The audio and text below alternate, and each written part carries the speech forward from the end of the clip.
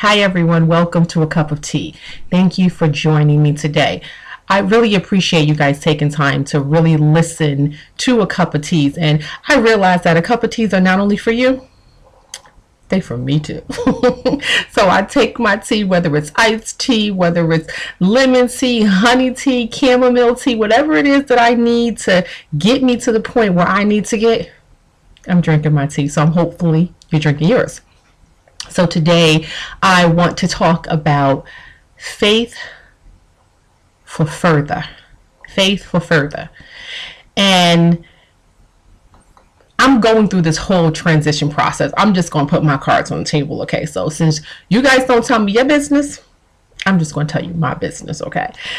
You know, I am in a transition period in my life, in my personal development life, in my business life. Whenever you decide that you want to do more, or you want to go higher, you want to go deeper, be prepared. Those are not just words. There's some action that's required that goes along with those words. It's faith for further. It's my 3 F's, faith for further. That's what's going to require. Understanding and realizing that it's not you, and it's not in your strength, and it's not in your will, and it's not in your might, but it is going to require that faith to do all those things. You know, I think about the whole building process. So 11 years now. Okay, so 11 years ago, me and my husband bought our first home. And we only got a 2-bedroom home, and we had a, extra room, that was our den. And we also had a basement. So it was sufficient. We had 1 child at the time.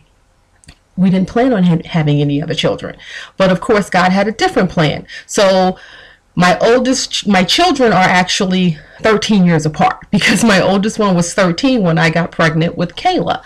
So it required us to readjust our household, and we were like, okay, what's going on? We don't have enough space. So then we started looking at other houses. We were going to move somewhere else, and we are going to go and buy another house. So we went through the whole process, even came almost down to the closing process. And I don't even remember, something happened with the numbers and it didn't add up, and then we didn't get what we were looking for with the appraisal. Okay, so long story short, we ended up staying at our original home, which means that we had to rearrange some things.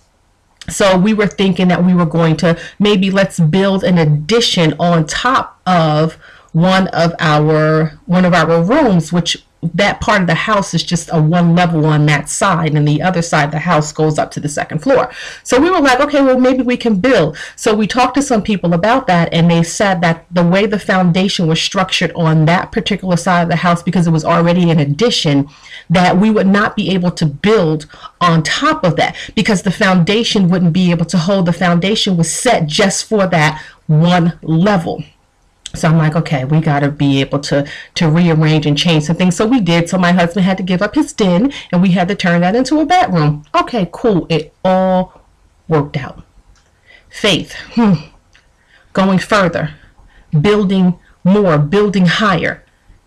That structure needs to be in place so that you can be able to build on top of that. So when you require your life more, when your life is required of you to do more, and to have more, to be more, and to go further, that foundation is going to need to be in place. But when that foundation, you can't see it. So had we not really talked to the proper people, because we were thinking that we had this in mind, and then one person said that maybe we could, and then maybe we can't. Well, it's a possibility that it may sink, but then maybe not, because we can't necessarily see how strong that foundation is. So we had to be able to call in some experts and have faith and know that this is what it is.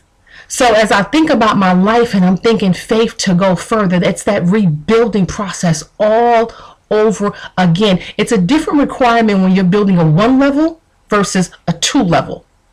And it's literally like starting all over again. So if we had that 1 level and the foundation was stronger, guess what? We still have to start all over again. And that's where I feel like I'm starting all over again in a lot of different aspects in my life. So I've taken my life to a specific point where I've grown in that area. of my personal life, and I've grown in this area of my business life, but now it's requiring me to be able to go further. But I can't see what the heck is going on. I can't see a thing. And I'm telling you, I am just out here.